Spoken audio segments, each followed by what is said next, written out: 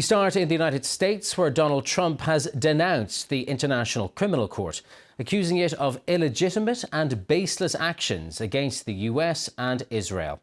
In an executive order sanctioning the court, he said it had abused its power by issuing arrest warrants for the Israeli Prime Minister Benjamin Netanyahu and his former Defence Minister Yoav Gallant. The court alleges they committed war crimes and crimes against humanity in Gaza. Well, on Thursday, Mr. Netanyahu met top US lawmakers on Capitol Hill. Neither Israel nor the US is a member of the ICC or recognises its jurisdiction. Let's speak now to our correspondent, Joe Inwood, who's in Jerusalem for us. And Joe, what kind of a difference does this sanctioning make for Benjamin Netanyahu, for whom, we have to remember, the ICC has issued an arrest warrant for?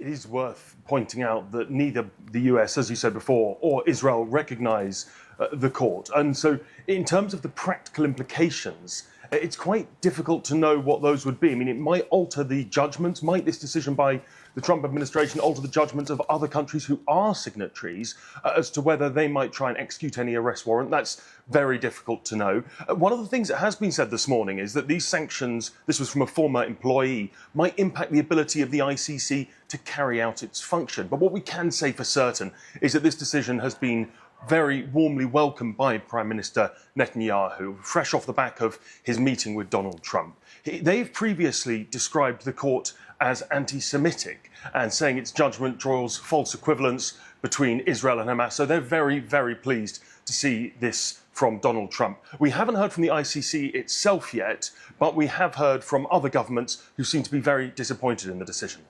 And let's bring you back to earlier in the week when Donald Trump shocked the world, maybe even Benjamin Netanyahu himself, with that idea to redevelop Gaza into a sort of holiday report. He made that announcement at his press conference with the Israeli leader earlier this week. Music to the ears of some hardliners in Israel, some of whom have begun to act on it. What's the latest there?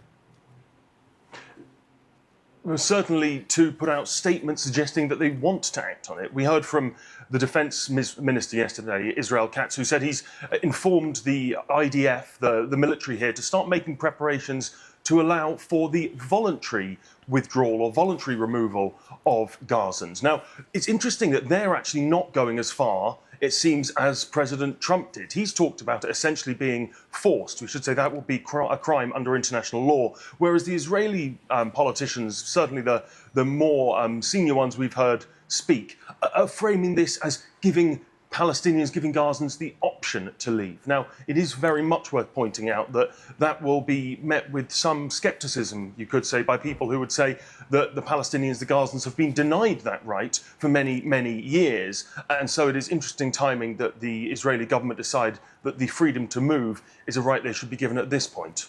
Joe Inwood in Jerusalem, thank you very much.